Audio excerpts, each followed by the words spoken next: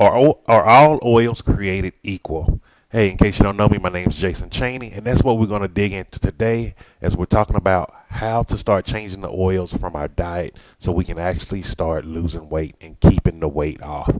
And so, one of the things that I discovered as I was in my weight loss journey was that the fats we eat are not the fats that we want.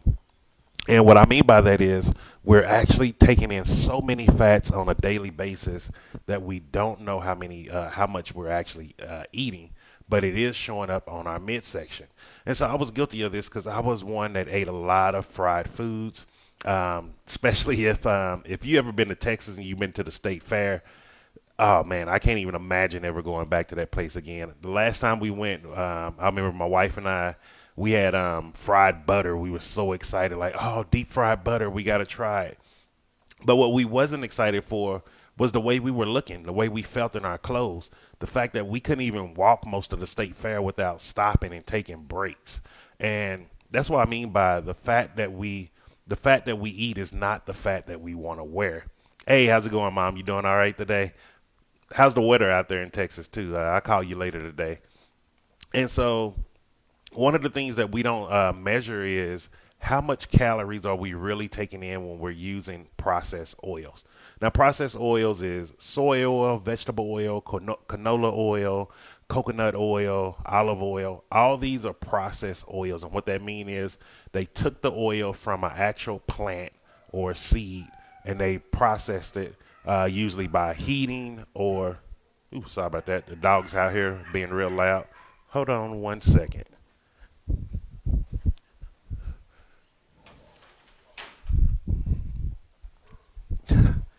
Sorry about that. Boys want to go and mess with the dogs in the neighborhood today. So, but so a processed oil just mean they took it from a plant or a seed or something like that or a nut, and they extracted just the oils from it. And so that is just a highly concentrated fat. And so you want to be real careful when it's eating these, so you don't want to actually consume too much when it comes to frying foods or cooking with it because you're not for sure exactly how much oil you're taking in, which means you're taking in a ton of empty calories. And just to give you an example, like if you deep fry food on a regular basis, and 1 tablespoon is just 100 calories.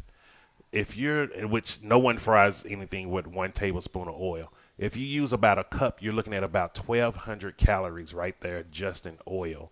And you're not for sure how much is actually being saturated inside whatever the food you're frying, plus the fats that are already in the food. So you're like, let's say if you fry a piece of chicken, which chicken is something that's already high in saturated fat.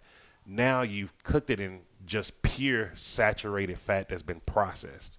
So you don't know how many calories you're actually eating. And this is one of the things that I discovered where I didn't know how bad my eating was. And this is where why changing your lifestyle habits will start changing a whole lot of other parts of your life. Now, if you're someone who uses coconut oil, using coconut oil topically is no problem. It's a real good sunscreen. I still use it to this day. I use it for sunscreen. I use it actually to brush my teeth, and I use it to make deodorant and things like that when I want to make natural ingredients. So, coconut oil is something that is really good to use topically, meaning externally on your body, but you don't want to take it internally because coconut oil specifically has a very low burn ratio.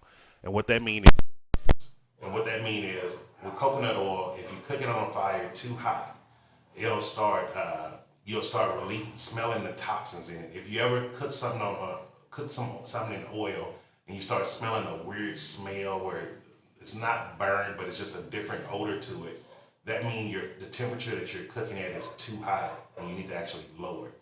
So that's one of the other reasons why you do not want to use too much processed oils. And this is why all oils are not created equal. So what you want to do is actually start going more to an omega-3 high oil. And so you may be thinking right offhand, well, so do I got to do fish oil? You don't eat meat, so how do you do fish oil? Uh, Fish oil is not the main source of omega-3. Fishes get omega-3s from eating it from seaweed, kelp, algae, different vegetables within the sea and the ocean. So that's how they're high in omega-3.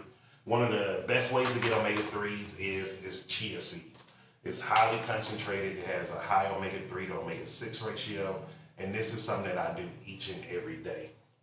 Now, if you like this and you want to start transitioning to get these ratios right, starting Monday, I'm doing my next 7-day jump start. This is where I'm going to go for 7 days, and I'm going to actually walk you through the process of how to tune up your body.